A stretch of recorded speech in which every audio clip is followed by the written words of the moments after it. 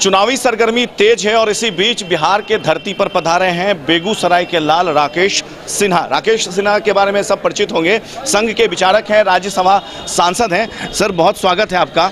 और चुनावी सरगर्मी तेज है और इस बीच आप बिहार पधारे हैं, क्या रणनीति लेकर आए हैं भारतीय जनता पार्टी के लिए?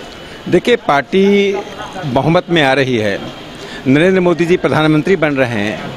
पहली बार कोई परीक्षा हो रही है लोकतंत्र में, जिसका उत्तर जनता को भी मालूम है, देश को भी मालूम है। लेकिन दुर्भाग्य की स्थिति यह है कि राहुल गांधी और विपक्ष जिस प्रकार से की राजनीति कर रहा है वह देश की एकता और अखंडता के लिए घातक है।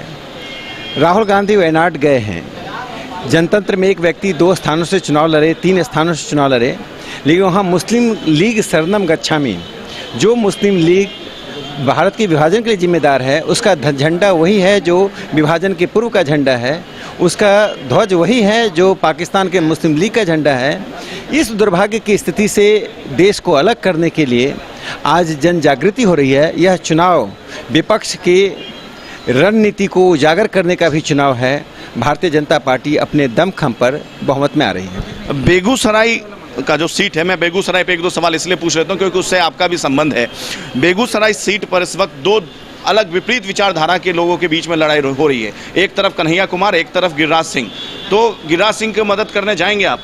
देखिए, वहाँ एक तीसरे उम्मीदवार तनवीर भी हैं। तनवीर हसन जी। कन्हैया यह बता दें, जिनका पैर छूकर वे बिहार की धरती पर आए थे, वह उनका समर्थन क्यों नहीं कर रहे हैं, ये कन्हैया को, देश की जनता को बताना चाहिए।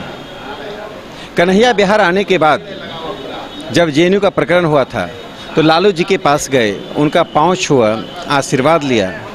तो कन्हैया को बताना चाहिए कि आखिर लालू प्रसाद यादव का समर्थन क्यों नहीं मिल रहा है। यहाँ तक स्थिति आ गई है कि कन्हैया कुमार को विपक्ष भी अपने साथ रखने के लिए तैयार नहीं है। जो लोग जवाहरलाल नेहरू यूनिवर्सिटी में भारत के 10 टुकड़े कर रहे थे, आज वही पार्टी कश्मीर के मामले में हुर्रियत के साथ है, पाकिस्तान परस्तों के साथ खड़ी होती है। जब मेमन और अफजल गुरु पर राष्ट्रद्रोह का मुकदमा हुआ और फांसी की सज़ा मिली, कन्हैया और उसके समर्थक मेमन और अफजल गुरु के साथ खड़े थे। ऐसे लोगों को बेगूसराय, जो स्वतंत्रता आंदोलन में अग्रणी भूमिका निभाया है, कभी शरण नहीं दे सकता है। देखिए, कन्हैया कुमार जो चुनाव प्रचार हम लोग कवर कर रहे हैं, उसमें सबसे ज़्यादा अगर किसी को निशाना बना रहे हैं तो राष्ट्रीय स्वयंसेवक संघ को बना रहे हैं। और आपका एक संघ के साथ पुराना एक लंबा नाता रहा है, तो कैसे निपटेंगे ऐसी चुनौतियों से वहाँ पर? देखिए, कन्हैया कुमार की अपनी विश्वसनीयता नहीं है। जो व्यक्ति भारत को तोड़ने की बात करता है, राष्ट्रीय स्वयंसेवक संघ भारत को जोड़ने की बात करता है। संघ को यदि सत्ता के गलियारे में ढूंढेंगे तो संघ नहीं मिलेगा। संघ वनवासी क्षेत्रों में, दलित बस्तियों में, शहरी गरीबों के बीच संघ काम करते हुए मिलेगा। संघ सत्ता की राजनीति नहीं करता। संघ एक नैतिक ताकत है और कन्हैया कुमार उस नैतिक ताकत को ना समझ सकते हैं, ना जान सकते हैं। राष्ट्रीय स्वयंसेवक संघ और कम्युनिस्ट पार्टी हिंदुस्तान में साथ-साथ शुरू हुआ था। 1924 में कम्युनिस्ट पार्टी शुरू हुई थी, 1925 में आरएसएस शुरू हुआ। संघ कश्मीर से कन्याकुमारी तक फैलता चला गया और कम्युनिस्ट पार्टी बेगूसराय के कुछ प्रखंडों में सिमट कर रह गई।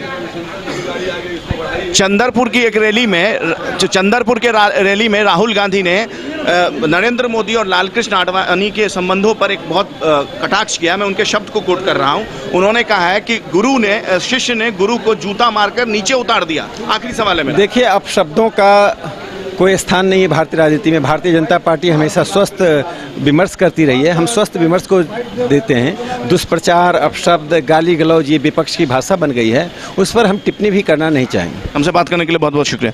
तो देखिए, ये थे राकेश सिन्हा, संघ विचारक है, भाजपा के राज्यसभा सांसद है, और उनका स्पष्ट रूप से ये कहना है कि विपक्ष के तुष्टीकरण की भाषा का वो जवाब भी नहीं देना चाहते। कैमरा से कृष्णा के साथ Ashutosh Jha, city post live, Patna.